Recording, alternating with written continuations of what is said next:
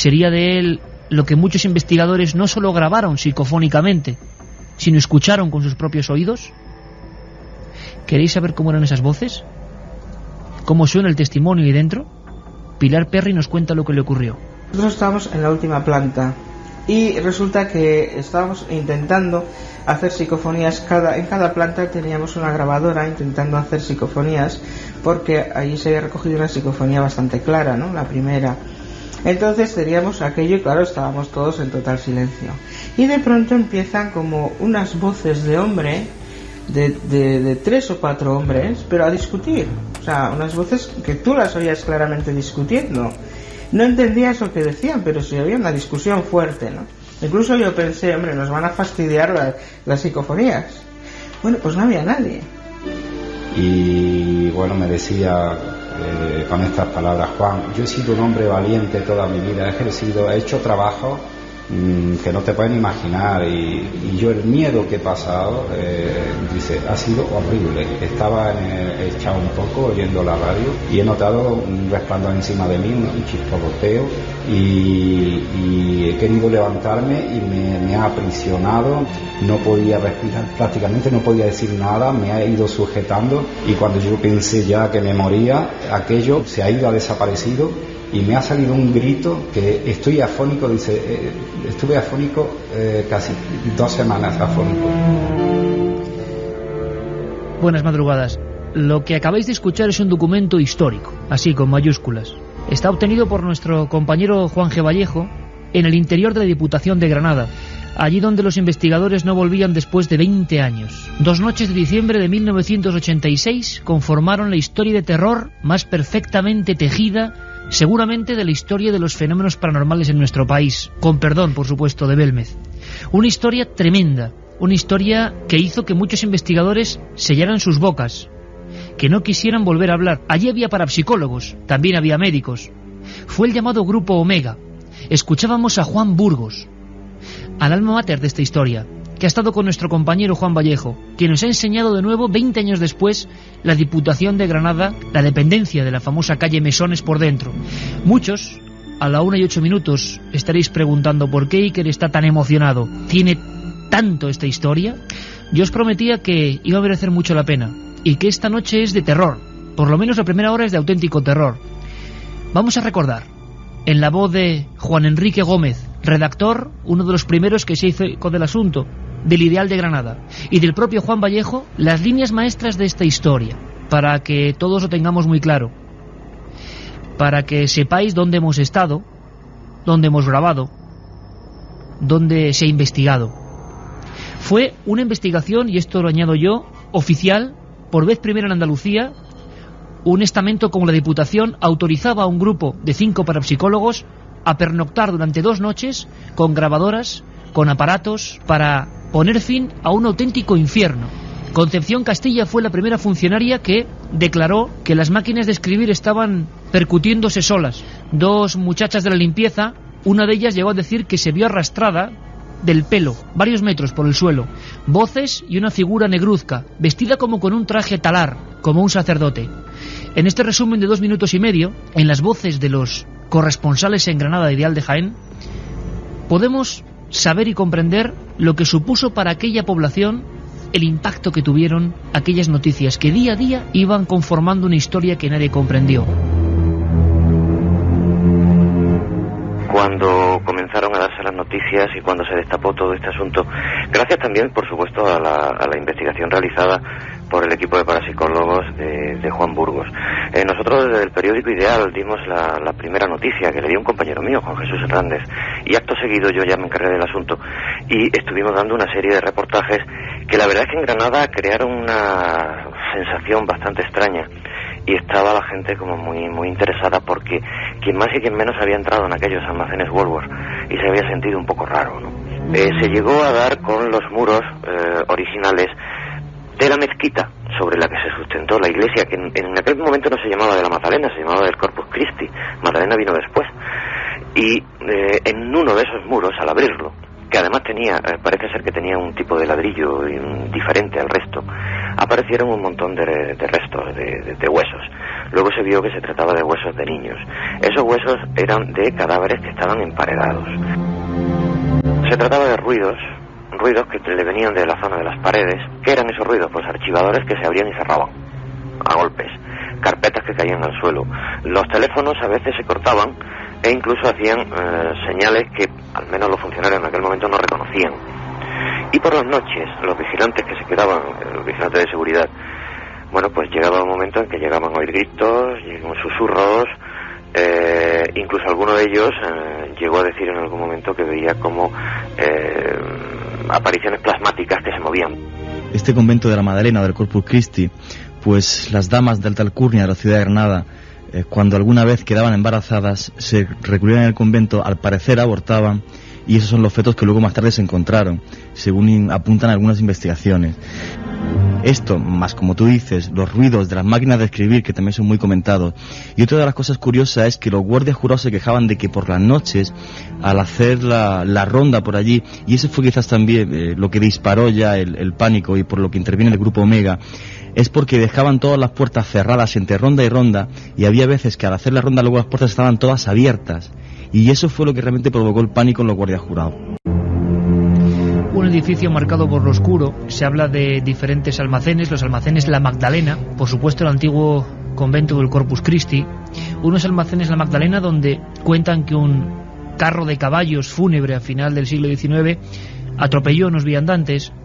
Se conocía justo esa esquina prácticamente como el lugar del accidente. Luego se instalaron ya en los años 70 principios los almacenes de la célebre cadena internacional Woolworth. Bueno, el fracaso fue absoluto. Y así hasta que se puso la dependencia de Economía y Diputación de Granada en la calle Mesones. Un edificio gris sin ventanas. ¿Qué ocurrió para que el 21 y el 23 de diciembre de 1986, en voz de José Luis Hermida, el vicepresidente de la Diputación de Granada, se autorizase con sello y firma una investigación oficial? Durante 2 noches, ese grupo de investigaciones Omega, del que poco más volvimos a saber después de esas 2 madrugadas de terror, intentaron calibrar lo que allí ocurría, intentaron hacerse eco de lo que pasaba en ese sitio no muy extenso, pero que ya forma parte sin duda alguna de la historia de los fenómenos extraños. Hemos hablado en Milenio 3, precisamente ahora hace prácticamente 4 años, de lo que se sabía del caso. Y digo de lo que se sabía porque no se podía investigar más. Por lógico rubor de las autoridades, no se volvía a abrir para la investigación este lugar. Y también hay que decir que ni Juan Burgos ni los integrantes de aquel equipo Omega parecían muy dados a contar lo que de verdad pasó y ocurrió. Por lo tanto, Carmen, buenas madrugadas. Los documentos que tenemos esta noche tienen un carácter excepcional para la historia de los misterios españoles. Pues la verdad es que sí. No había vuelto ningún equipo de periodistas ni de investigadores a estar una noche con los principales testigos que estuvieron investigando allí hace ya tantos años. Y por primera vez, pues el equipo de Milenio 3 y Cuarto Milenio ha conseguido de nuevo un permiso oficial para que uno de nuestros periodistas, uno de nuestros reporteros, en este caso Juan Jesús Vallejo, pudiera estar allí una noche investigando. Sabemos que sobre todo entre los amigos andaluces hay muchas dudas, muchas leyendas, qué fue verdad, qué no fue, en torno a la Diputación de Granada. Seguramente el edificio oficial con sucesos paranormales más célebre de los últimos años. Y sobre todo ese misterio acrecentado por la falta de nuevos datos. Así que es muy importante tener vuestra información, vuestra opinión y, como siempre, vuestro comentario, Carmen. Claro que sí, líneas abiertas en el 7640, palabra clave Milenio, espacio y lo que queráis. Si podéis aportarnos alguna información sobre este edificio, si habéis tenido alguna experiencia parecida a lo que vamos a narrar esta noche en cualquier otro lugar, 7640, palabra clave Milenio, espacio y, como siempre, vuestros mensajes. Alberto Granados en la nave del misterio, nuestro compañero Noel Calero, y con músicas muy especiales adecuadas para preguntarnos quién era esa figura alta. Esa figura que algunos incluso retrataron. Esa figura que recordaba a un religioso anciano que allí vivió. ¿Cómo sonará el testimonio de Juan en el lugar donde ocurrieron los hechos? Junto al muro donde la piqueta descubrió cuerpos de niños. Ocurría esta misma semana. Justamente cuando me acerqué con ese medio de campo a hacer las mediciones, se disparó la alarma del medidor, tanto la sonora como la visual, y saltó un arco voltaico del muro al aparato y este se cayó. Se abrió la tapa, yo pensé que se había roto. Cuando estaba recogiéndolo y montándolo, pues empezó a salir un humo del murete. Yo pensé que era un cortocircuito o algo, en un principio pedí incluso un extintor, aquí está quemándose algo, tal, pero asombrosamente ese humo denso empezó a tomar una figura, una especie de monolito, e incluso hasta llegar a configurar un rostro. Un rostro de nariz aguileña, ojos pequeños y profundos, pelo cano, tez alargada y sobre todo mirada muy triste. Es el retrato robot que, con casi trazas dignas de los estudios policiales, publicó Soria en el periódico Ideal de Granada. Y a partir de ahí muchas más sorpresas. Hubo gente que identificó ese rostro con alguien que llegó a vivir en ese emplazamiento. También, por supuesto, queremos dar un abrazo muy grande y nuestro agradecimiento más profundo a los funcionarios de la Diputación de Granada que han permitido que esta investigación sea una realidad. Y que han contribuido además también con los testimonios suyos en la actualidad de si pasa o no pasa nada en aquel lugar. Y sobre todo a las personas que en el ámbito de comunicación de la Diputación de verdad se han portado de una manera magistral. Ya podían, porque además sabemos que algunos de ellos son milenarios y que tal vez nos estén escuchando. Ya podían aprender en otros lugares donde también sabemos que pasan cosas, y la cerrazón es total. En Granada, de verdad, el ejemplo contrario. Ya lo hizo el ayuntamiento con una gira por casas encantadas y ahora nos encontramos, podríamos mencionar a una larga lista de funcionarios que nos han ayudado, y se lo agradecemos de todo corazón. Es una historia importante, una especie de luces o arcos voltaicos se generaban repentinamente en esa zona del sótano. Para que os hagáis una idea, es un auténtico mole, una auténtica mole gris, cuadrada, sin orificios, sin aberturas, como casi un reactor a la antigua usanza, ahora que se cumplen desgraciadamente 20 años de Chernóbil, un reactor nuclear a la antigua usanza, en el sentido de que no había nada exterior que indicase que allí había gente trabajando. Por fortuna hoy esa dependencia de Diputación ha sido condicionada, pero entonces debía ser bastante opresivo estar ahí dentro. Y de repente, lo decíamos antes, Concepción Castilla y otros funcionarios empiezan a describir una serie de fenómenos que siempre tienen tres elementos. Uno, las voces, una especie de voces, de alaridos, de lamentos que vienen del sótano. Pueden ser perfectamente identificables y pueden tener un origen natural. Lo que ya es más difícil de explicar es la presencia de una serie de luces, de esferas, que se mueven por diferentes dependencias, que a veces parecen estar en la zona del techo, como generando una energía estática que nadie comprende.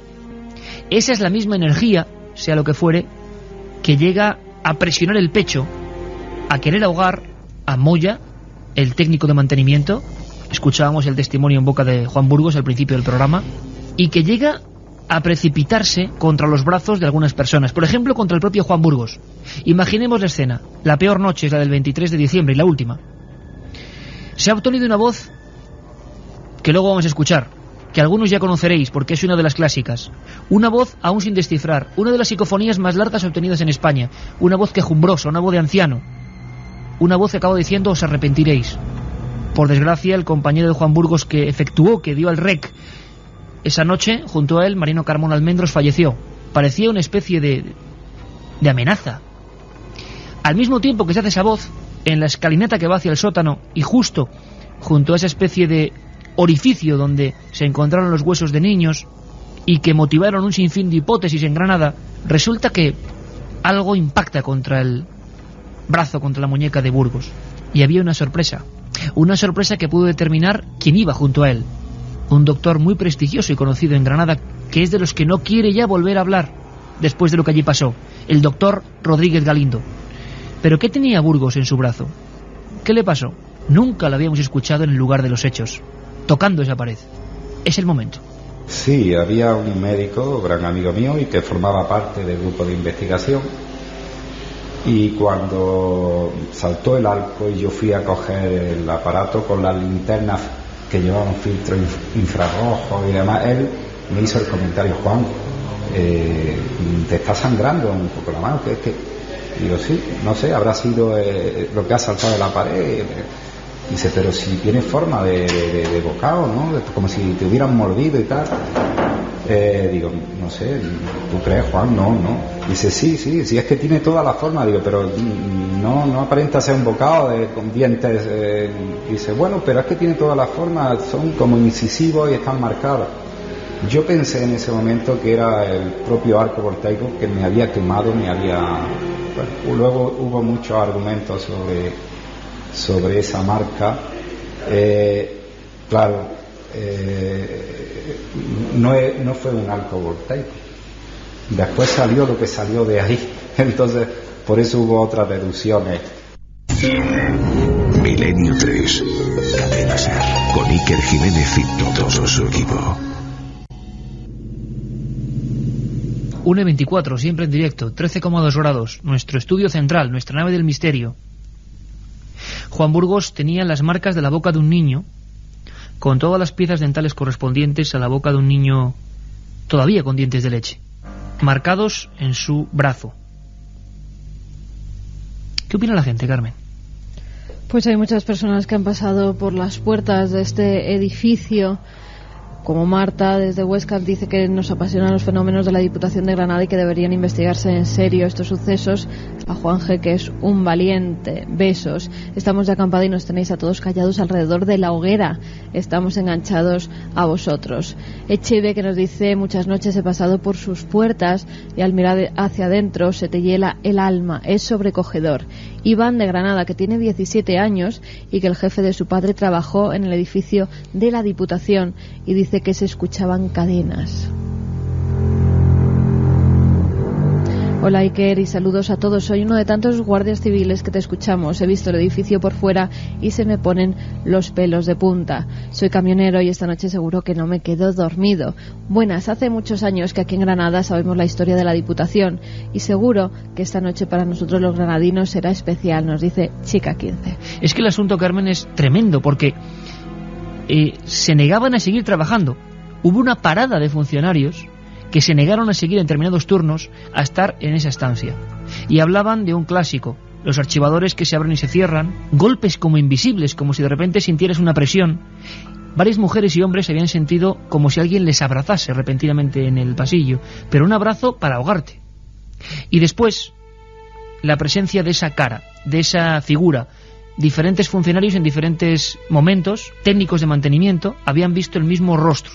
Ese rostro triste que luego se quiso identificar gracias a la labor periodística. Pero, ¿qué descubrió el arquitecto? El que modificó los planos originales para crear esa mole gris, acudió a ver aquel orificio. Nos lo cuenta Juan Burgos. Yo cuando salió la noticia en el periódico Ideal y transcurrieron unos días, yo hice algunas declaraciones, me llamó el arquitecto de Diputación, que fue quien realizó las obras de remodelación, y me comentó que él personalmente, al abrir esa apertura, ese arco, encontró varios restos de esqueletos de recién nacidos, y entre ellos el de un adulto. Luego yo investigué sobre esos restos de recién nacidos en conventos, en iglesias, tal y cual, y bueno, la opinión es que, bueno, pues de alguna forma, para tapar las vergüenzas o los descuidos de algunas criaturas, pues los restos pues los metían en fin, entre los muros y no en cementerio santo. Y es que nuestro programa es un carrusel constante de emociones. Ayer hablábamos de Jesús de Nazaret con un sentimiento muy distinto. Hoy nos metemos en lo más oscuro y profundo del ser humano y de los fenómenos extraños. ¿Qué hacía ese esqueleto adulto junto a unos niños? ¿Por qué en ese lugar, en una tumba? ¿Qué había ocurrido en ese inmueble? La investigación demuestra que las religiosas que estaban en el convento del Corpus Christi poco tenían que ocultar. Eran personas ejemplares. También se habló de varios niños que eran educados, escolarizados en aquel ambiente. Y había algunas personas, las más ancianas de Granada, que recordaban la imagen de un sacerdote, de un hombre siempre con ese traje talar, con esos negros ropajes, a la antigua usanza, a veces con el gran sombrero de los antiguos sacerdotes, caminando lentamente por aquellos pasillos. Los recuerdos se difuminaban en el mismo instante en que aquello se convirtió en un centro comercial, primero antiguo, Almacenes La Madalena, y ya alguno de los propietarios es hallado ahorcado dentro de las dependencias. Todo se va conformando como una gigantesca novela negra. Juan G. Vallejo nos contaba que junto a este lugar exactamente, en Virrambla, estaba el llamado Horco de las Orejas, donde eran cercenadas las orejas de los ladrones y se quedaban colgadas siglos antes para que el malhechor que acudiese a Granada tuviese muy en cuenta cómo se las gastaban allí con los que hacían el mal. Así pues, se llegó a esos otros comercios y ninguno de ellos prosperó. Pero quedaba la gran pregunta: ¿quién era aquel hombre? Pilar Perry fue otra de las integrantes de ese comité de investigación Omega. Tuvo la deferencia con Milenio 3 también de abrir su secreto hace ya 4 años, comentándonos algunos sucesos. Ahora lo volví a hacer, quizá más nerviosa, quizá con el retemblor por encontrarse en aquel lugar. Recordéis que os hablé iba a decir voces también, luces esféricas, luces alargadas, como si fueran las de un vehículo cuando se proyecta y estamos en la cama mirando el techo en algún lugar y se proyectan las luces. Lo que pasa es que ahí no había ventanas. Ella las pudo ver con sus propios ojos. Lo que yo vi personalmente en una sala enorme, que estábamos como 6 o 7 personas, totalmente en silencio y a oscuras, pues unas luces por el techo, pues unas luces alargadas, ¿no? Blancas, amarillentas, y entonces iban, no sé, como decirte, iban de un lado a otro y al ratito volvían, pero no de forma compasada, sino, bueno, a su aire, ¿no? Entonces yo pensé, bueno, siempre se piensa de forma, no sé, te buscas primero la respuesta lógica, ¿no? Y entonces pensé, bueno, esto será algún coche, pero claro, luego resulta que es que aquel edificio era estanco, o sea, no tenía ninguna ventana. Pilar Perry y su voz. Alberto Granados con la mirada me está queriendo decir que quién demonios era ese hombre. No se sabe quién era ese hombre, Carmen, pero se empezó a investigar, ¿eh? Se empezó a investigar y los resultados fueron asombrosos. Sí, la verdad es que sí, has hablado antes incluso de un retrato robot que se publicó en la prensa de aquella época y que muchas personas que habían vivido, sobre todo las personas mayores que vivieron cuando estaba ese convento, esa iglesia, pudieron identificar allí a un sacerdote. Efectivamente. Fue una historia que conmocionó la opinión granadina, año 86. Aunque hasta 3 años después, esto es muy curioso, los periodistas de Ideal no logran acceder a una documentación oficial que demuestra que en la Diputación se había estado investigando. Para que veáis la seriedad con la que se tomaron estos interrogatorios o pesquisas, hay que decir que en diciembre del 86 el Grupo Omega pasa 2 noches, autorizado. Nadie supo nada hasta 3 años después. Y cuando se supo había información complementaria.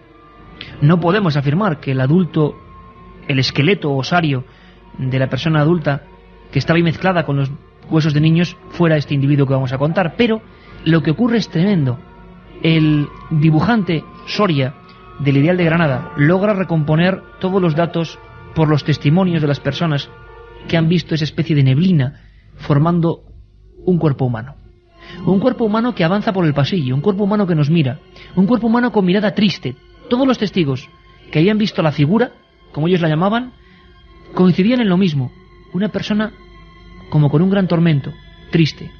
Pelo cano, nariz afilada, boca pequeña, ojos profundos, muy alto, muy delgado, ensotanado. Cuando se publica en el Ideal el dibujo de Soria, de esa cara, surge lo imprevisto. Primero es una señora, que incluso llamó a la televisión. Dijo que esa misma cara aparecía en un cuadro que ella tenía en su propio salón. ¿Y cómo era posible que aquel retrato robot de aquel hombre de pelo aplastado y de esa mirada un tanto siniestra estuviera en un cuadro? Había más detalles que ponen la carne de gallina. Ese cuadro era un retrato de los niños y niñas y los religiosos del convento de la calle Mesones. Y esa cara era la cara del padre Benito, el religioso que algunos contaban, no sabemos ya si leyenda o no, habían visto pasear, siempre preocupado, siempre intentando hacer el bien, pero siempre con ese tono triste, como si algo amargase sus pensamientos. Nariz afilada, ojos profundos. Era el mismo retrato. Y decenas de granadinos confirmaron el ideal de Granada en aquellos días turbulentos para la ciudad, que no había duda. Todos decían, era él. Pero ¿y sería de él la voz? ¿Sería de él lo que muchos investigadores no solo grabaron psicofónicamente, sino escucharon con sus propios oídos? ¿Queréis saber cómo eran esas voces? ¿Cómo suena el testimonio ahí dentro? Pilar Perry nos cuenta lo que le ocurrió. Nosotros estábamos en la última planta y resulta que estábamos intentando hacer psicofonías. En cada planta teníamos una grabadora intentando hacer psicofonías, porque allí se había recogido una psicofonía bastante clara, ¿no? La primera. Entonces teníamos aquello y claro, estábamos todos en total silencio. Y de pronto empiezan como unas voces de hombre, de 3 o 4 hombres, pero a discutir. O sea, unas voces que tú las oías claramente discutiendo. No entendías lo que decían, pero sí había una discusión fuerte, ¿no? Incluso yo pensé, hombre, nos van a fastidiar las psicofonías. Bueno, pues no había nadie. No había nadie. Es más, esa noche no salió ni una psicofonía. No se grabó absolutamente nada. 1:37. Una discusión y allí no había nadie. Es de las pocas veces que yo he escuchado una descripción semejante. Como dos voces que discuten entre ellas, que se reprochan algo. Siempre, por supuesto, y aquí pongamos distancia, hablamos en hipótesis, en lo que cuentan los investigadores de esta historia oficialmente Expediente X. Pero si esa noche del 23 no se grabó ninguna voz, sí que la anterior, la del 21, los magnetofones habían obtenido algo asombroso. Algo que le voy a pedir luego a Noel Calero que vuelva a poner en 2 ocasiones, aunque se ha escuchado ya en Milenio 3, es una voz sumamente desagradable, pero que pertenece a esta historia. Tenga explicación, no la tenga, desde luego 20 años después no se ha descubierto, por lo menos no la conocemos. Si alguien la tiene, que nos lo diga. Si alguien quiere opinar sobre cómo suena esa voz, que nos lo diga. Imagino que es impresionante, ya no solo por el fallecimiento del principal o del investigador que estaba junto a Juan Burgos, porque él quizá podía haber aportado más cosas, fue por supuesto tiempo después, o por el sentido quejumbroso de esa voz que yo no sé qué es, quizá tenga una explicación natural y ojalá la tenga, pero transmite tan mal rollo que a veces es de las que, como contábamos con Germán de Argumosa, aquella psicofonía que decía Santiago Vázquez, la voz del infierno, ¿no? Son voces que cuesta poner, pero son parte de esta historia. Claro, una voz difícil de describir, imagino, ¿no? Sí, una voz que además es muy extraña. En los análisis que hemos hecho en diferentes ocasiones, Iker, no se puede demostrar muy bien si pertenece a una persona haciéndolo o si de verdad es una inclusión extraordinaria que se coló en los magnetofones, que además es curioso porque esos magnetofones se han vuelto a utilizar. El que graba esta psicofonía, se ha vuelto a utilizar 20 años después para Cuarto Milenio. Y ha habido sorpresas, No sé si hemos grabado creo. algo o no. De todas formas están verificando las cintas, sí, que todavía no han acabado de escucharlas enteras y a lo mejor nos encontramos con alguna sorpresa, no lo sabemos. Pero sí que es cierto que en esa primera vez esta inclusión psicofónica se cuela en esa grabadora y realmente pone los pelos de punta a todos los que estaban allí y los que la han escuchado. Alfredo Bonavida, que fue la persona encargada de hacer todo el dispositivo de sonido, por ejemplo, de las Olimpiadas de Barcelona, y otros otorrinolaringólogos, que la palabra se las trae, analizaron en su día esa voz y no sabían cómo podía estar hecha. Algunos pensaron que de ser un fraude, cosa que conociendo un poco al grupo Omega y cómo se han portado con nosotros es difícil de creer, pero ahí dejamos la opción. Sería un cable de varios cientos de metros de metal emitiendo un sonido muy extraño. La voz sigue sin traducir, como siguen sin traducirse los misterios ocurridos dentro de ese edificio de la calle Mesones. Se han abierto las puertas para nosotros 20 años después. Y como dice Carmen, momento emotivo para todos los que de verdad amamos el misterio. La misma grabadora se ha puesto a rodar de cinta abierta en el mismo lugar. Tiene algo muy, muy simbólico ese momento, con Juan Burgos grabando de nuevo para ver qué ocurre. La voz dice lo siguiente. Bueno, lo que se sabe que dice. Parece que empieza diciendo, es la voz de un anciano. Primero, es una voz anormalmente larga. Los investigadores del Grupo Omega no se esperaban, ni en el más loco de sus sueños o de sus pesadillas, grabar una voz tan larga. Pero es una voz, es una especie de quejido, de maldición, palabras atropelladas. Hay quien dice, y tomad nota por favor, que empieza diciendo una compañía. Luego hay una zona de palabras que no se entiende. Andevará, enviudará, nadie sabe. una compañía, algo, y luego algo que parece decir tengo una lengua y acaba con esa especie de amenaza, os arrepentiréis. Una compañía, algo sin identificar, tengo una lengua, os arrepentiréis. ¿Qué pinta eso en el sótano, con el hueco abierto, en su día, con los esqueletos? No nos extraña que los investigadores se fueran de allí sin conclusiones. Quitamos músicas, Noel. Vamos a quitar músicas totalmente, nos quedamos en vacío, que esto sí que es anómalo en Milenio 3. El documento número 8 pone voz, y es la voz obtenida el 21 de diciembre del año 86 dentro de este lugar, la Diputación de Granada. Vamos a ver qué os parece.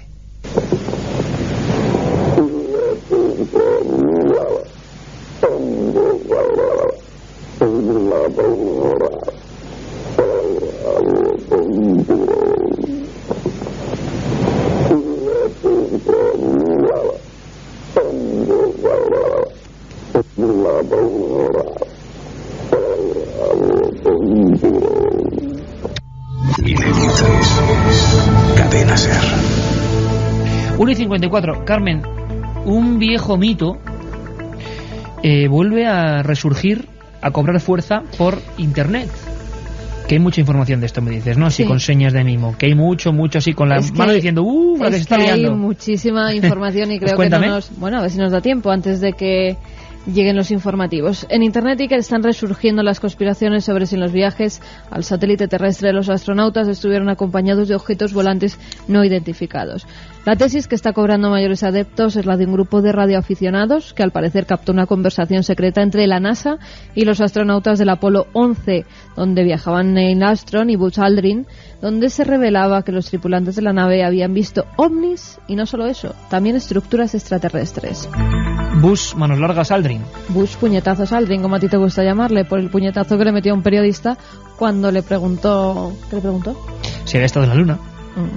Un ex empleado de la NASA, Otto Binder, reconoció años después que efectivamente esa conversación había sido grabada y por su parte el especialista en comunicaciones de la Agencia Espacial, Maurice Chatelain, aseguró que el encuentro con ovnis era perfectamente conocido en la NASA y que todas las misiones Apolo fueron seguidas por objetos volantes no identificados. El ufólogo y escritor Timothy Good, autor de Beyond Top Secret, va más allá y sostiene que los astronautas vieron extraterrestres en la Luna y que como muestra esta conversación secreta grabada por radioaficionados fue así. El Apolo 11 dice, ¿qué diablos era? Es lo que quiero saber, estas cosas eran gigantescas, señor. Dios mío, usted no lo creería. La NASA le contesta, ¿qué diablos pasa? Apolo 11, están aquí bajo la superficie. ¿Qué hay ahí? Control de misión llamando a Apolo 11. Estamos aquí los tres, pero hemos encontrado visitantes. Por las instalaciones parece que han estado aquí desde hace mucho tiempo. Digo que ahí fuera hay aparatos espaciales. Están alineados en filas al otro lado del cráter. El 14 de marzo de 1990, además, Donald Ratz, un radioaficionado de Baltimore, en Maryland, seguía las transmisiones del transbordador Discovery y cuando también interceptó otra comunicación Iker que decía, Houston, aquí Discovery, todavía tenemos la nave espacial bajo observación. Esto junto con el rumor de que una fuente de la NASA había informado sobre que el transbordador había estado involucrado en un incidente con un ovni, volvió a alimentar de noticias a los conspiranoicos. Este nuevo rebrote de si los astronautas vieron o no ovnis en la Luna proviene de las declaraciones que realizó Buzz Aldrin en el programa Primero en la Luna, la historia no contada, donde el astronauta presentaba un vídeo captado durante la aproximación a la Luna en el que aparece un objeto volante junto a la nave. Ha dado tiempo de sobra, Carmen. Sí. Merecía la pena la información. Opinión, yo no me creo nada. ¿De qué no te crees nada? De estas conversaciones. Yo personalmente no me creo nada y han sido utilizadas varias veces, pero como decimos una cosa, decimos la otra.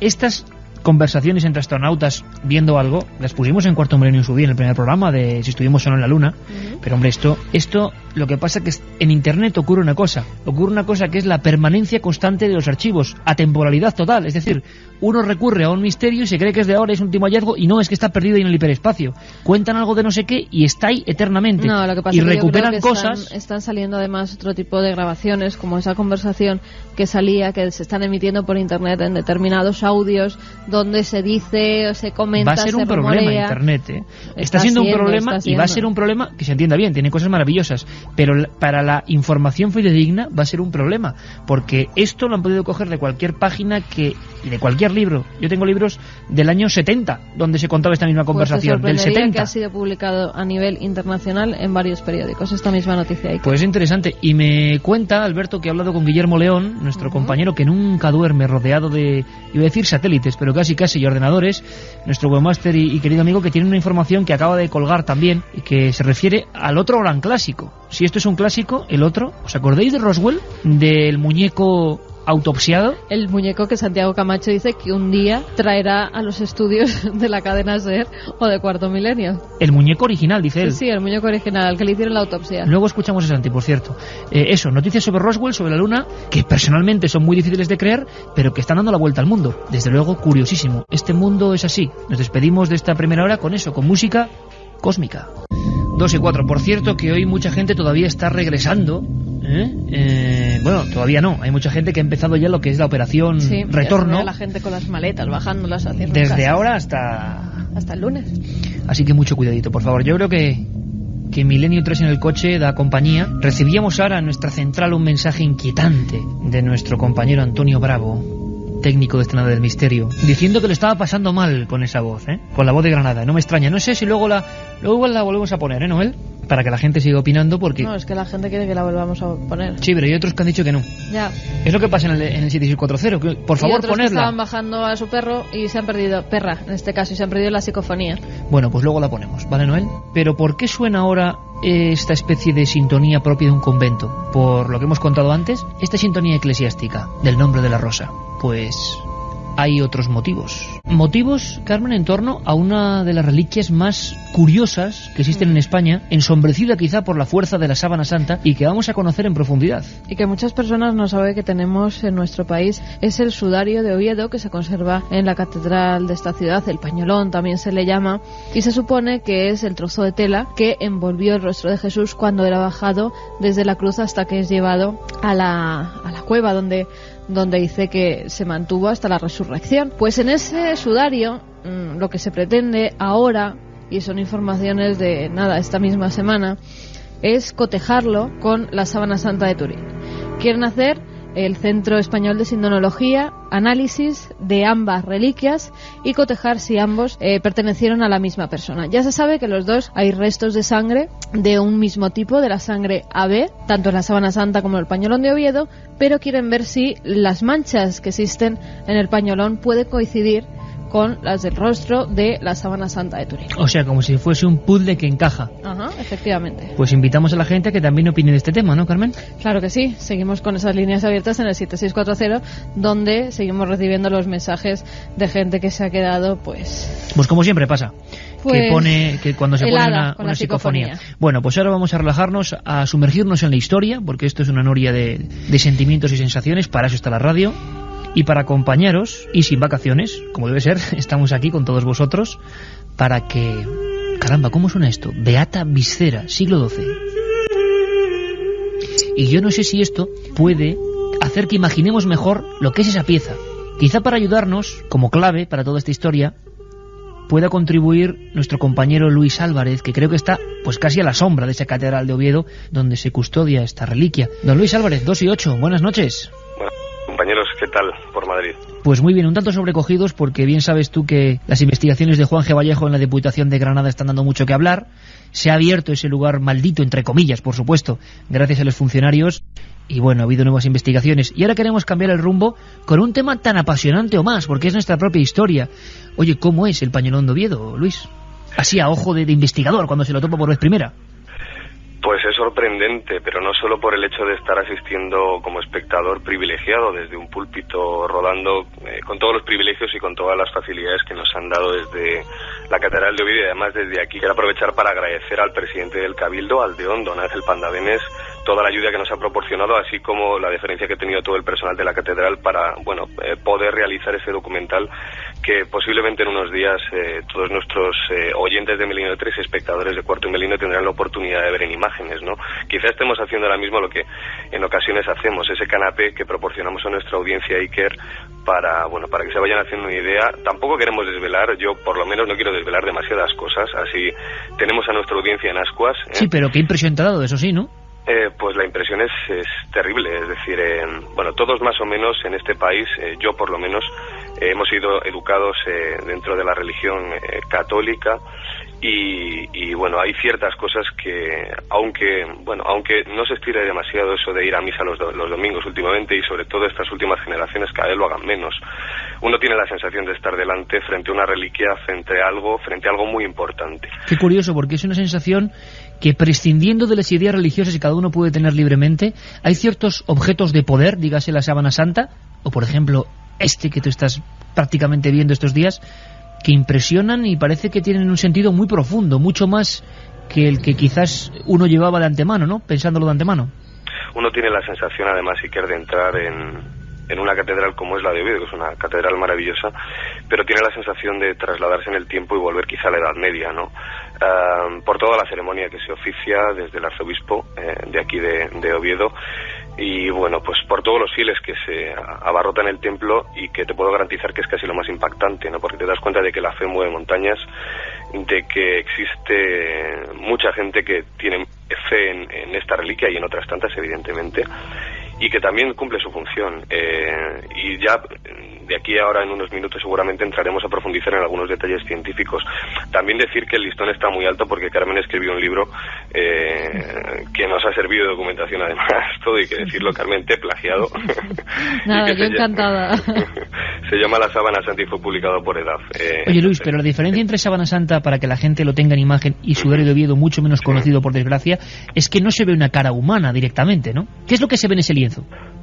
En ese lienzo se ven manchas de sangre. De hecho, lo que comentan, y que no se me ofenda a nadie, lo que comenta el presidente del Cabildo, lo que comentaban muchos de los miembros del EDICES que pudimos entrevistar del Centro Español de Sindonología, es que si uno se encuentra en la calle el sudario de Oviedo, este lienzo, que no deja de ser un trozo de tela bastante pequeño, de lino, con un trenzado muy específico, muy concreto, además de la Palestina de hace 2000 años, eso es lo que han arrojado los estudios científicos, uno tiene la sensación... ¿De tela de pescado se decía?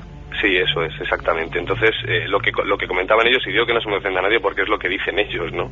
Que si uno se encuentra este trozo de tela por la calle, seguramente le pegaría una patada, y es que es así. Como cualquier otra reliquia, Luis. Si no nos encontramos un trozo de tela que ha pertenecido a un santo, o incluso la sábana santa, y no la estiramos para ver que en ella hay reflejada un cuerpo, pues la tiraríamos a la basura, está clarísimo. Claro, pero ¿por qué es importante el sudario de Oviedo? Evidentemente se quedó eclipsado por los análisis que se realizaron, y se ha investigado muchísimo sobre la sábana santa. Quizá haya sido una de las razones, pero sí es importante también decir una cosa, quizá haya sido mejor que no se le haya dado publicidad hasta ahora porque no había pruebas suficientes para avalar ni siquiera más que fuera exactamente eso, un trozo de tela, como tantas y tantas reliquias que existen en España, cuya procedencia a nivel científico puede ser dudoso, pero a nivel de fe no hay nada que discutir. Eso es una cosa que quiero dejar personalmente muy clara.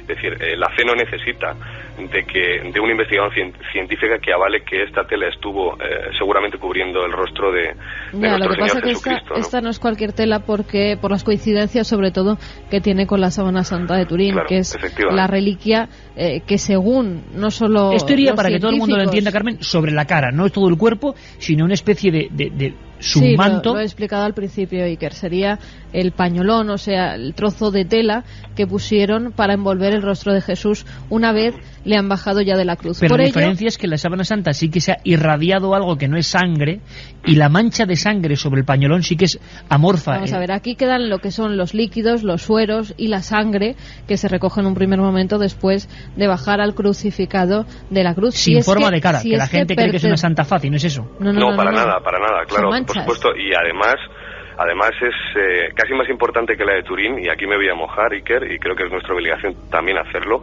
porque sí es cierto que estuvo en contacto con el rostro de nuestro profeta, de Jesucristo, fue... como quien dice, la prenda que estuvo primeramente en contacto con el rostro de nuestro Señor en el momento tan duro que debió de ser recién bajado de la cruz. Hay que apuntar dos datos más, Iker. El primero, que esta tradición de cubrir el rostro de los ajusticiados era habitual en el Israel de entonces. Y de hecho es una tradición que aún se continúa. Todos tenemos la imagen en informativos de televisión en el que cuando hay un accidente, por respeto, se sigue cubriendo el cuerpo de las personas que, bueno, pues que desgraciadamente posiblemente tengan el rostro desfigurado. Y esta era una tradición, como digo, que se utilizaba mucho entonces. Esa sangre, Luis, gran pregunta yo creo en torno a la trama, ¿es la misma sangre, el mismo grupo que aparece en la Sábana Santa? Es AB, grupo AB, no se sabe prácticamente nada más, pero aquí hay una novedad. Y bueno, vamos a estirarnos, voy a adelantarlo. Vamos a estirarnos. Hay una novedad. Luis, ¿cómo dosifica su información? Es todo un crack, ¿eh? Claro, a ver, ¿qué nos vas a contar? Es que si no dejamos después desnudo el programa de Cuarto No, ya te digo yo que no. Ya te digo yo que no. Bueno, simplemente comentar que los análisis de ADN que se han hecho hasta el momento revelaron, primeramente, que era del grupo AB. Segundo, y este es un dato que a mí me ha dejado, bueno, un poco helado, ¿no? Es que hay dos tipos de sangre, posiblemente masculina y femenina, según comentaban. Vale, esto no quiere decir absolutamente nada porque en la Sábana de Turín también sucedió en los análisis. Y como quien dice, es una investigación que está en ciernes, y aquí adelanto la primicia, y es que en 2007 se va a organizar. Esto es una absoluta exclusiva, porque todavía no. Bueno, aquí nos hemos quedado, Carmen y yo, con una cara. No lo sabe prácticamente, casi no lo saben ni los propios organizadores. Y me refiero que se va a organizar un congreso en 2007, va a ser el segundo congreso internacional. Y sobre el sudario de Oviedo, que estaba previsto para el 2008, pero el Cabildo ha pedido, por ahora no se ha aprobado todavía, pero ha pedido que se adelante en el año que viene. Oye, Luis, es que a ver, vamos a ver, que respire la audiencia un poco también, porque lo que acabas de decir, caramba, en el sudario de Oviedo, y además conocemos a los investigadores del CES, que son de una Jorge Manuel Rodríguez, por ejemplo, Jorge que Manuel es el Rodríguez, que más se dedica a dar conferencias y a hablar sobre el Santo Sudario. Son auténticos investigadores científicos, un equipo multidisciplinar. Tenemos una reliquia olvidada que pudo tapar la cara de Jesús de Nazaret, del que ayer hablábamos, cuya sangre es idéntica por el momento a la de la Sábana Santa. Pero ahora, Luis, a mí personalmente, Luis, al que siempre le tengo mucha envidia porque vive cada cosa pues muy intensamente, y eso es muy bonito, me dice que hay sangre femenina y masculina. Pero sí, efectivamente. Pero ¿y esto cómo se explica? Pues es que a mí me coge absolutamente por sorpresa. Lo que tendremos que hacer en 2007 será, sin lugar a dudas, porque nuestro programa seguramente que va a ser muy longevo, tanto el de televisión como el de radio, que ya lo ha demostrado durante varias temporadas, y lo que tendríamos que hacer, Iker, es que nos desplazáramos allí. Es más, me gustaría ir yo. Seguramente Carmen intente venir, porque... Permiso seguramente concedido. Yo, vaya Luis. Permiso concedido. Va a ser todo un acontecimiento, porque se van a reunir, y aquí es quizá lo que habría que destacar en toda esta historia, y es que van a asistir toda una corte científica, toda una serie de investigadores con una acreditada solvencia, y se van a hablar de cuáles son las evidencias. Es decir, aquí no existe, y que no se malinterprete, aquí no existe ninguna intencionalidad por parte de nadie, ni siquiera por los miembros del Cabildo de la Catedral, ni por ninguno de los sacerdotes, de que se demuestre nada. Ellos comentan, esto sigue siendo para mí una cuestión de fe, y la fe no necesita de pruebas científicas para hacerme sentir algo, ¿no? Son dos cosas totalmente distintas, ¿no? La ciencia también tiene que decir cosas, y es que a lo mejor esa sangre, vamos a ver, si el sudario de Oviedo tiene la misma edad que la Sábana Santa, ha tenido que pasar por muchos años. La edad de la Sábana Santa tan discutida, unos científicos que luego se retractaron en sus afirmaciones, del Museo Británico de Londres, Michael Tite, dijeron que databa de la época medieval. Luego rectificaron y dijeron que no tenían todas las pruebas para afirmar y confirmar que esa datación fuera real, por todos los procesos que había sufrido la Sábana Santa, entre ellas los incendios. También aquí, si estamos ante un sudario de 2000 años, es muy posible que esa sangre de mujer que nos está comentando Luis sea posterior a esa crucifixión, por lo cual habría que medir el ADN de ambas sangres que se encuentran en ese lienzo. Ahí está la exclusiva, exactamente. Ahí hemos metido el dedo en la llaga. Madre mía, nunca mejor dicho. Y lo que es importante es que de esta convención va a salir un montón de información, y yo estoy convencido de que van a salir muchos datos más, y seguramente se escriban otros cientos de libros relacionados con esta reliquia, y tengamos la capacidad de afirmar, seguramente con rotundidad, algunos datos que hasta ahora no nos atrevemos a afirmar más que de puntillas. Lo que sí sería un verdadero milagro, entre comillas, es que desde Italia y desde España se pusieran de acuerdo las dos partes de la Iglesia, tanto del Cabildo de Oviedo como en la Catedral de Turín, para que cotejaran y juntaran de una vez por todas las dos sábanas. Sí, pero informáticamente lo ha hecho el CES ya, ¿no? Sí, pero informáticamente, pero nunca han vuelto a estar en contacto el sudario de Oviedo y la sábana santa. Menudo que momento. Si pertenecieron a la misma persona, al mismo crucificado, pues sería un momento único en la historia. Vamos. Oye, Luis, lo que se sabe, para que lo sepan los oyentes, es que a priori, según comentaban los miembros del CES en un estudio asombroso científico que hicieron, es que como si fuera un puzzle encaja la figura que estuvo irradiando la sábana santa y el sudario. Además, las manchas coinciden. Si uno junta la sábana de Turín y junta el sudario de Oviedo, encuentra, no recuerdo el número exacto de puntos de coincidencia, pero son tantos como para afirmar que sería fruto de una casualidad, demasiada casualidad, pues que coincidiera así. Es decir, estamos seguramente ante una prueba quizá muy fácil. Es decir, todos sabemos coger dos folios y ver si dos manchas coinciden o no. En este caso, las manchas de sangre que andan por doquier en esta sábana, y además Carmen lo apuntaba, algunas manchas son aceradas que corresponden exactamente, y este es el dictamen que dieron los forenses que analizaron desde el CES el sudario de Oviedo, y lo que demuestran estas manchas aceradas es que la persona que estuvo en contacto con este lienzo padeció un edema agudo de pulmón. Esto sucede cuando uno le crucifican. ¿Eso qué es? Que se te encharcan los pulmones. Entonces, en el momento en el que te bajan, y además en el momento post-mortem, más concretamente, el cuerpo no deja de siguen habiendo fluidos. En cualquier caso, estos fluidos corresponden exactamente a eso, y eso es una prueba válida. Eso ya empieza a ser una prueba válida. Hay otros datos aún más que todavía están por confirmar, pero que son igualmente importantes, y es que encontramos, por ejemplo, en el sudario de Oviedo, como una especie de agujeritos, vamos a llamarlo así.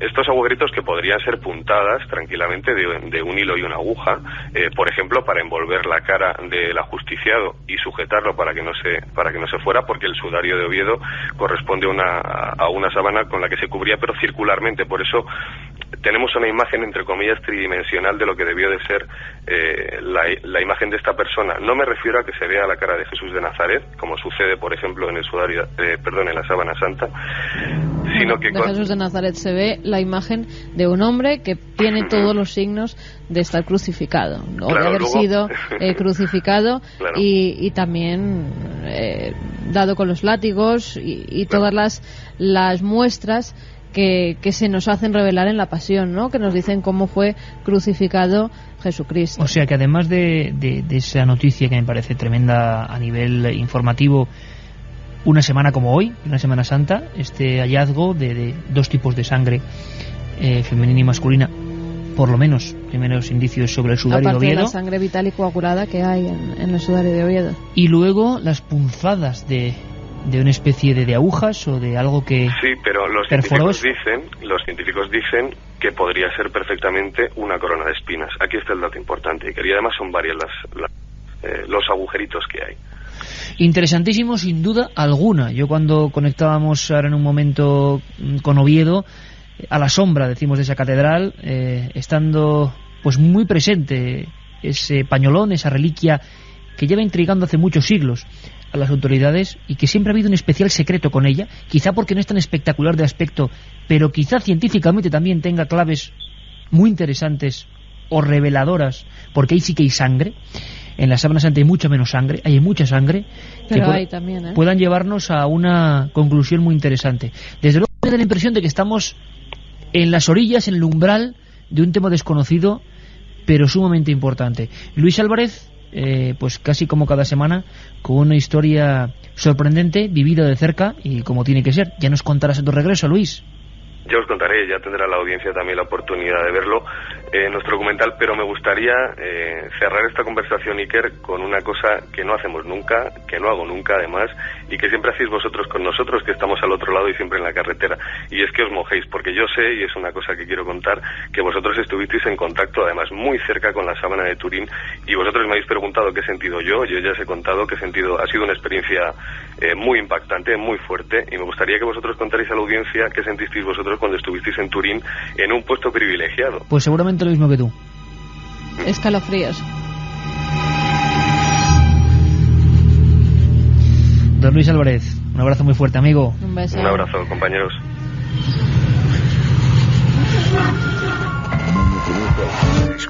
Manda un SMS al 7640. Escribe la palabra milenio, espacio y lo que nos quieras contar. Comentaristas de Milenio 3. Sabemos que siempre hay alguien al otro lado. Pues ahora me cuentas lo que piensa la gente. Luis Álvarez cada día me hace una gracia, Luis, siempre, en el buen sentido, porque si hace un par de semanas hablábamos del túnel número 20, que mañana vamos con eso, a las 11 menos cuarto. Y Noel, no me des estos sustos porque parecía que entrábamos en el túnel, ¿eh? Túnel número 20 y la historia de un revisor sin cara, un revisor fantasma. Ya veréis qué historia triste por un lado, pero alucinante. Pues siempre Luis se despide como diciendo, aquello un libro, o cuando investigaba la historia del Camposanto antes de descubrir que realmente esas fotografías no eran tales, o por lo menos eran un montaje. Pero siempre Luis está ahí con esas ganas. Pero lo que he comentado hoy sobre las 2:17, que he tomado nota de que en el Sudario de Oviedo los exámenes hablan de sangre femenina y masculina, eso informativamente es un pelotazo, que luego veremos si se confirma o no. Pero de verdad que da gusto trabajar con este equipo, hay que decirlo, da auténtico gusto. Y como otro de nuestros destacados es Alberto Granados, me estaba incidiendo hace ya unas semanas, le veía como, no sé, con un aspecto... Con un parche. Sí. Y le preguntamos, ¿y por qué llevas ese parche en el ojo de repente? Sí, un pañuelo. ¿Te ha pasado algo? Todo un corsario, ¿eh? Bueno... Una botella de ron en la mano. Eso sí. No, ya sin hacer bromas, por supuesto, es que Alberto lleva unos días trabajando en un fenómeno del que yo no tenía la más remota idea. Y en esta noche tan intensa, pues es buen momento para darlo a conocer. ¿Sabéis que en el siglo XXI sigue habiendo problemas con piratas? Sí, piratas. Esa figura prácticamente mítica que nos suena a cuento, o por lo menos a historia de barcos muy antiguos y a batallas y a cañonazos, sigue siendo un problema en algunos océanos y se va extendiendo. ¿Queréis conocer a los piratas del siglo XXI? Pues no os perdáis lo que viene.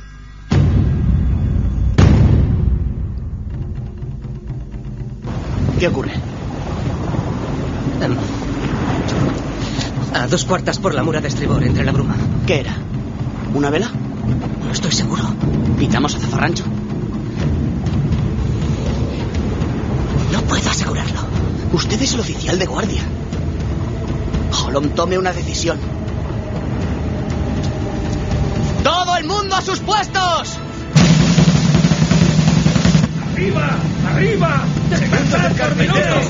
Que alguien coja mi sombrero y me siga con una casaca. ¡Arriba, muchachos!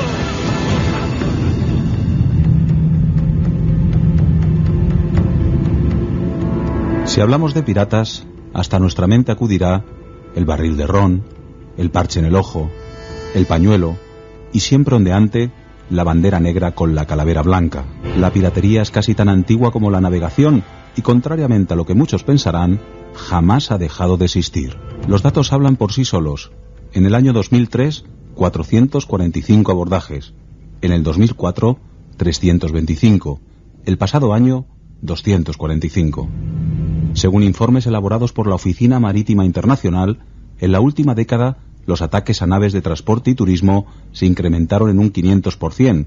Eso los conocidos. Pero ¿cuántos más habrán quedado sin denunciar? Los piratas modernos siguen robando, matando y cometiendo toda clase de fechorías como se hacía en los siglos XV o XVI. Pero ahora sorprenden a sus víctimas con lanchas rápidas, planeadoras e incluso helicópteros y provistos de armas de fuego donde podemos encontrar desde ametralladoras a granadas propulsadas por cohetes. No se trata de los personajes aventureros y míticos que recreaba en sus novelas Emilio Salgari, sino de verdaderas bandas criminales, y las autoridades están seriamente preocupadas porque un 90% de la mercadería se transporta en la actualidad por mar. Tanto preocupan estos piratas del siglo XXI, sobre todo en Asia, que se ha creado el Centro de Información de Piratería, ubicado en Malasia, donde se siguen todos los movimientos de estas bandas de criminales. Hace siglos el objetivo fundamental era conseguir los cofres repletos de joyas, oro o plata. Ahora, apoderarse de la caja del barco, secuestrar el navío para obtener un rescate y robar parte de la carga, o el barco completo. Es en esta situación cuando en algunas ocasiones, tras lanzar a los tripulantes y pasajeros al mar, conducen la embarcación hasta algún puerto amigo. Allí, la nave repintada, maquillada y dotada de nueva documentación para comenzar una nueva vida. En las aguas de Indonesia, territorio conformado por 17.508 islas, tienen lugar anualmente 1/3 del total de ataques piratas denunciados. Unos 50.000 buques de carga o cisterna transportan al año la mitad del suministro del petróleo mundial y 1/3 del comercio global, y ello es suficiente para que cuenten con el récord de ataques. También se consideran como áreas marítimas sin ley las aguas próximas a Jamaica, y se han registrado casos cerca de Perú, Venezuela y Haití. Y los armadores, por su parte, empiezan a tomar soluciones. Una empresa inglesa propuso contratar de guardaespaldas a los gurkhas, mercenarios nepaleses ya retirados del servicio británico, dotados de una temible fama. Otra, que también podría ampliar el número de víctimas, es una iniciativa alemana de equipar a sus buques con un cerco de seguridad electrificado con 9.000 voltios. Washington intenta desplegar en el área patrullas y tropas de marines. Todo es poco para acabar con los auténticos piratas del siglo XXI.